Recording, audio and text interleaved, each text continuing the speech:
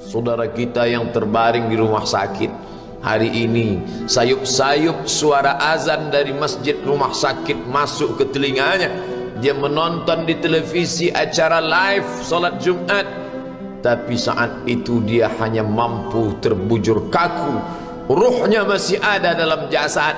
Anaknya tidak bisa berada di sampingnya karena security tidak mengizinkan keluarga berada di dalam ruang ICU. Dia duduk di dalam. Suara terdengar, azan bersahutan, hayya 'alas salah, mari salat, hayya 'alal falah, mari menuju kemenangan. Dia hanya bisa meneteskan air mata. Kenapa? Kalau dulu dia waktu sehat sempat beribadah, penyesalannya tidak terlalu banyak. Tapi kalau di saat sehat walafiat tak sempat untuk menempelkan kening ke lantai, tak sempat melangkahkan kaki ke rumah Allah, tak sempat mendengarkan khutbah, maka tak ada duka di atas duka. Air mata yang meleleh tak dapat mengembalikan masa lalu. Lan tarji'al ayyamul lati madat, yang lalu tak dapat diulang kembali. Air mata darah menangis, yang sakit tak akan sembuh, yang mati tak akan hidup. Penyesalan selalu datang di akhir perbuatan. Belum pernah orang menyesal sebelum perbuatan berlalu. Selalu penyesalan di akhir. Di saat itu penyesalan tak lagi bermakna. Apa kata mereka ketika melihat azab Allah? Rabbana, hai Tuhan kami, ya Rabb kami, absarna, mata kami sudah melihat azab, wa sami'na, telinga kami sudah mendengar suara tangisan, teriakan, pekikan di dalam neraka. Farji'na, kembalikan kami lagi ke dunia, na'mal salihah, kami ingin beramal saleh, inna muqinun, kami yakin seyakin-yakinnya. Tapi saat itu penyesalan tak lagi bermakna, karena dunia tak mungkin utuh semula, karena sudah menjadi sunnatullah yang lampau tak akan kembali. Idza sama'un fatarat, langit terbelah, wa idzal kawakibun tasarat, planet-planet bertabrakan, wa idzal biharu fujirat, lautan diledakkan, diletupkan, wa idzal quburu bu'asirat, semua yang dikubur dibangkitkan. Alimat nafsum ma qaddamat wa akharat, disitulah orang baru sadar apa yang dulu pernah aku lakukan. Wa qadimna ila ma amilu min amalin, semua amal mereka kami tunjukkan, kami datangkan. Ini amalmu, ini infakmu, ini wakafmu, ini sedekahmu, ini salawatmu, ini bacaan Qur'anmu, ini zikirmu. Tersenyum mata melihat amal. Faman ya'mal mithqala dzarratin khairan yarah. Tapi jangan lupa, apakah yang dosa-dosa itu dilupakan begitu saja? Yang buruk pun akan nampak juga. Faman ya'mal mithqala dzarratin syarran, sebesar ujung rambut, sebesar telapak kaki semut yang hitam, di atas batu yang hitam, di tengah malam yang kelam, di dalam samudra yang gelap, akan ditampakkan juga pada hari itu. Yauma tublas sarair, segala rahasia ditunjukkan, dan mata akan melihat dengan penglihatan yang nyata. Mulut tidak lagi bisa menjawab. Al-yauma nakhtimu ala afwahihim, hari itu mulut kami kunci, karena mulut itu yang dulu pandai mencari-cari alasan, bersilat lidah, maka hari itu lidah dikunci. Wa tukallimuna aydihim, tangan mereka kami buat bicara. Wa tashhadu arjuluhum, kaki bersaksi. Apa yang akan dibicarakan tangan, apa yang akan dipersaksikan kaki. Bima kanu yaksibun, semua yang pernah dilakukan di masa yang lalu. Berapa atasanmu sanggup memberi gaji sehingga begitu enteng kau tinggalkan solatmu? Apa yang dijanjikan istrimu sehingga begitu enteng kau berikan yang haram, hanya rayuan sesaat, padahal dia pun akan meninggalkanmu sebelum masa tua tiba? Apa yang dijanjikan anak-anakmu?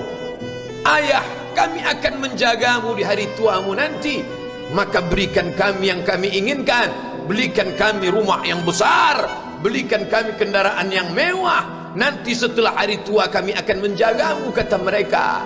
Tapi setelah kita tua, dosa-dosa begitu banyak terkumpul, mereka pun meninggalkan kita di panti jompo yang penuh dengan kesunyian, hening, sepi, suara cucu tak terdengar menangis, karena mereka pun malu mengakui kita sebagai orang tua. Suapkanlah yang haram ke mulut mereka, berikanlah yang batil ke dalam perut mereka, itu hanya akan menjadi azab di dunia sebelum hari kiamat tiba.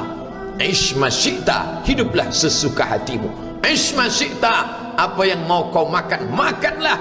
Apa yang akan kau bekerjakan, kerjakanlah. Fa innaka mayyit, tapi ingat, kau akan menjadi mayat, kau akan mati. Semua akan diminta pertanggungjawaban di hadapan Allah Subhanahu wa ta'ala. Hari ini orang boleh tertawa, hari ini orang boleh merasa dunia dia yang punya, tapi sampai masanya yang hijau akan berubah menguning, yang kuning akan mati, yang mati akan menjadi debu, yang debu ditiup angin hampa tak bermakna. Lalu apa yang akan dibawa menghadap Allah Subhanahu wa ta'ala? Amal saleh. Kalau pernahlah mulut itu membaca sepotong dua potong ayat sebelum berangkat bekerja, kalau sempatlah masuk ke kamar mandi mengambil air wudhu, solat sunat duha sebelum berangkat bekerja, kalau sempatlah ketika duduk dalam suasana santai membuka iPad lalu dibuka Quran digital sambil melihat beberapa ayat merenungkan maknanya, mengingat mati, kalau sempatlah mulut mengucapkan subhanallah wa bihamdihi subhanallahil azim, kalau sempatlah anak istri dibawa ke masjid iktikaf mendengarkan pengajian, kalau sempatlah beberapa persen dari pendapatan itu dilimpahkan ke rumah anak yatim panti jompo masjid, kalau sempatlah beberapa meter tanah dibeli untuk pembebasan mendirikan rumah Allah, kalau sempat memberikan beberapa karpet untuk rumah yang selalu ditinggalkan, kalau sempatlah membelikan beberapa kilo beras untuk yatim piatu dan panti jompo, itu yang akan menolong di hadapan Allah. Adapun rumah besar dengan beberapa semen, dengan beberapa busi yang banyak, semua akan menjadi tinggal kenangan. Mereka akan menjual, membagi-baginya. Tanah yang dulu harganya semeter 100.000 sekarang sudah menjadi 5 juta. Mereka akan bagi-bagi itu semua kepada ahli waris. Lalu kita hanya membawa 3 helai kain tipis yang tidak berjahit, dan itu semua menjadi milik orang. Kalau dulu mereka kita didik dengan pendidikan yang baik, di tengah malam mereka bangun menetes air matanya, lalu dia berdoa, Rabbighfirli wa liwalidayya warhamhuma kama rabbayani shaghira, seperti tetesan embun di tengah gurun Sahara yang panas. Kalau sempatlah mereka berdoa, Allahumma fir lahu warhamhu wa'afihi wa'fu anhu, maka mengalirlah air yang sejuk ke tenggorokan yang kering. Kalau sempatlah mereka membeli makanan, diundangnya anak yatim, diusapnya kepala, ya Allah, terimalah sedekahku ini untuk almarhum ayahku, almarhumah bundaku. Aku tak dapat membalas budi baik mereka, ya Allah, mereka sudah mendahului aku.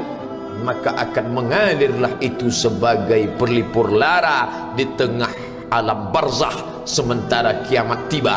Tapi kalau mereka hanya dididik dengan keduniawian, dididik dengan kemewahan, disumbat mereka dengan materi, tak pernah diingatkan pada mati. Ketika kita mati, mereka pun juga akan mati perasaan ingatannya. Paling celaka lagi, mereka mengingat kita dengan mengantarkan bunga, mereka mengingat kita dengan pakaian hitam, mereka mengingat kita dengan suara musik, mereka mengingat kita dengan memajang foto kita besar-besar di dalam rumah. Dan itu hanya menjadi penghalang rahmat Allah turun, tidak berkesan sedikit pun.